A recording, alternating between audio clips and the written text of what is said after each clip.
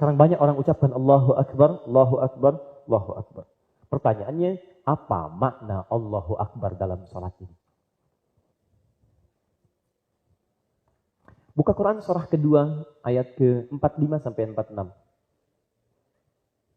Quran surah kedua ayat 45 sampai 46. Saya tulis ini, satu kabir, yang kedua akbar. Dah? Tahan ya, ini penjelasan, barangkali bisa singkat, tapi maknanya insya Allah ketika Anda praktekkan dalam sholat, itu akan ada perubahan dalam penunaiannya. Perhatikan sini, ada kabir, ada akbar, itu beda. Kabir itu artinya sesuatu yang besar. Agung, hebat, atau sesuatu yang dirasakan penting.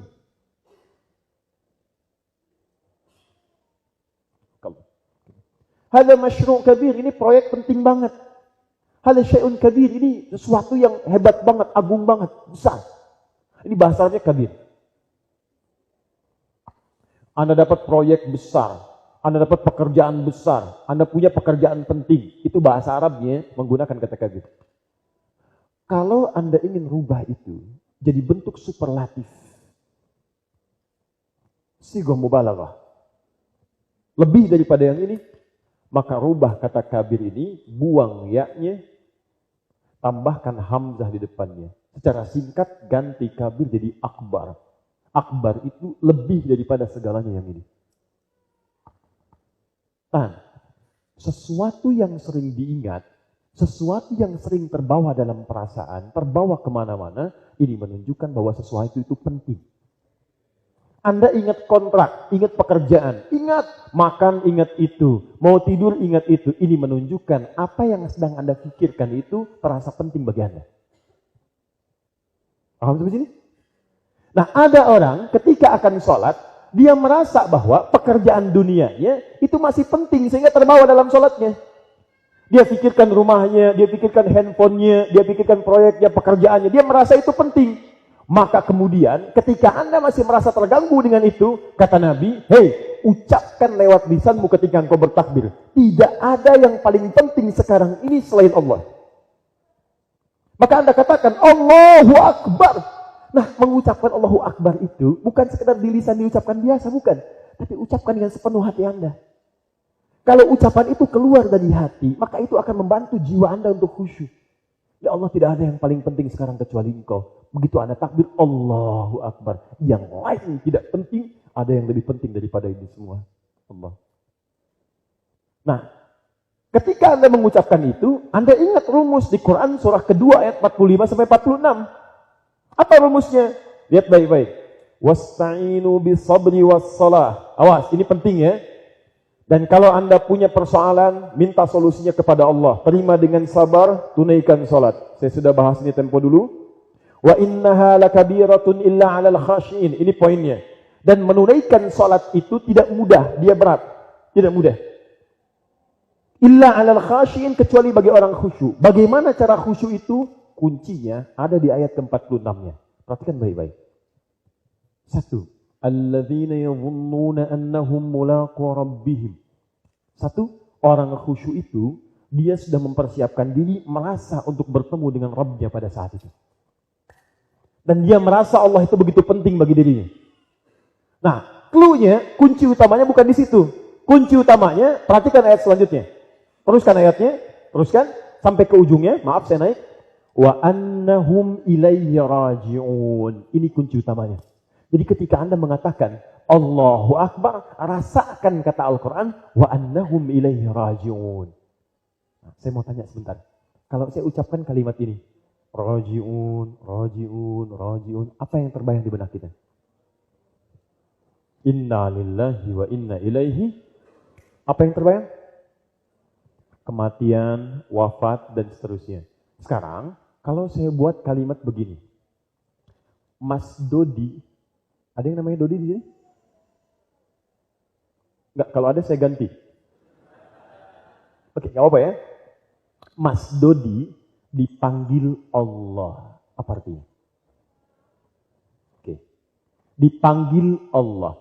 Bukankah kita dalam sehari 5 kali dipanggil Allah? Buat suara adzan. Demi Allah teman-teman sekalian, kita itu sering diingatkan, hei kamu ini jangan banyak mainnya. Satu kali kamu akan pulang. Dan kamu tidak akan tahu di mana kamu akan wafat dan kapan. Ingat, kalau sebab itu bisa apa saja. Saya katakan pada teman-teman yang lain, maaf ya, mau ada tsunami, mau tidak, mau ada gempa, mau tidak, kalau sudah waktunya wafat, pasti wafat. Pasti bisa. Dan itu pasti terjadi. Cuma kita bisa memilih dalam keadaan apa kita wafat. Bagaimana pilihannya? Cuma 2, apakah sedang bermaksiat atau sedang berbuat baik.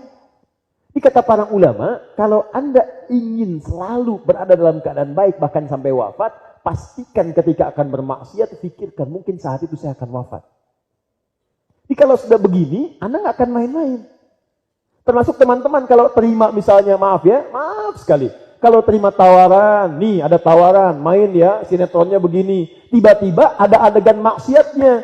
Anda jangan langsung terima dulu. Pikirkan dulu kalau sedang Anda lakukan itu, Anda diwafatkan oleh Allah. Kira-kira bagaimana Anda ngaji tiap bulan, tiap pekan, Anda sholat baca Quran, tapi wafat dalam keadaan sedang bermaksiat. Walaupun itu sifatnya hiburan atau mungkin pura-pura tidak nyata, tapi kan maksiat tidak ada hubungan dengan pura-pura dan nyata. Sama saat sholat juga begitu, kata Allah, kalau Anda pengen khusyuk dalam sholat, begitu Anda takbir, rasakan, hei yang penting itu sekarang Allah, bukan yang lain. Bahkan kata Allah, kamu ini masih mikirin mobil kamu, proyek kamu, rumah kamu, saya wafatkan kamu sekarang, gak akan dapat apa yang kamu pikirkan sekarang. Tidak ada yang penting selain saya, kata Allah. Kamu gak khusyuk sekarang, saya wafatkan kamu gak akan dapat semuanya. Makanya kalau Anda ingin khusyuk, begitu Anda angkat tangannya, Anda katakan, tidak ada yang penting selain Allah. Allah, bagaimana kalau saya wafat sekarang? Dan sekarang, teori itu bukan sekedar menjadi ayat yang tertulis. Sudah nampak tanda-tanda yang terdokumentasikan. Betapa banyak Allah kirimkan tanda yang sekarang diakses via YouTube, disebar via media sosial. Demi Allah saya katakan ada orang meninggal dalam keadaan ruku, meninggal sedang persiapan sholat, meninggal dalam keadaan sujud. Pertanyaan saya, Anda, kita wafat dalam keadaan apa? Apa ini? Tidak ada masalah. Anda sedang pergi kemana isi dengan zikir, isi dengan ketaatan, di jalan Anda baca Quran, dengarkan murattal, di jalan Anda berbuat baik. Begitu wafat dalam keadaan mulia. Dan kita tidak tahu kapan kita meninggal. Nah, paling minimal, dalam sholat kalau ingin khusyuk, rasakan suasana itu. Maka Masya Allah, begitu Anda angkat tangan, takbir, Anda rasakan sepenuhnya. Kalau perasaan itu ada, terakhir, makanya Nabi katakan sebelum sholat. Ingat kalimat ini. Nabi mengatakan, dan riwayat-riwayat muncul kemudian, bima makna, lihat, kata para imam sekarang, Sallu salatan muwadda. Salatlah kalian, seakan-akan kita akan berpisah dengan dunia untuk selamanya. Jadi begitu Anda angkat, fayaqulu Allahu Akbar, kuatkan pada diri kita. Hanya Allah yang penting, hanya Allah yang penting. Nah, metode ini sekarang diterapkan oleh orang-orang Jepang untuk memotivasi dalam dirinya, untuk menumbuhkan keyakinan. Sekarang orang Jepang, orang Korea pakai. Jadi kalau mereka sedang kurang yakin, mereka akan katakan dengan itu. Kamu bisa, kamu mesti yakin, kamu bisa. Dan doktrin itu diberikan sejak dia TK sampai dengan dewasa. Dipakai di perusahaan-perusahaan. Sebelum masuk ke perusahaan, itu moto perusahaan harus dibacakan. Langsung di depannya semuanya. Supaya meresap dalam jiwanya dan bekerja dengan penuh kesempurnaan visinya. Itu asalnya dari kita, itu dipakai dalam sholat. Paham ya? Sampai jadi mainan di depan. Ada benteng Takeshi tuh, begitu ingin menaklukkan itu, kamu bisa, dipakai. Jelas ya? Nah, ini bagian yang pertama. Pertanyaan saya, dari sekian sholat yang telah kita tunaikan, berapa dari bagian itu yang kita rasakan, sholat itu menjadi penting untuk Allah saja, bukan untuk yang lain. Jadi kalau ada bagian dari sholat yang sedang menggoda kita, rasakan, mungkin di titik ini saya akan wafat. Itu insya Allah akan muncul lagi kehusyuan. Jelas? Oke.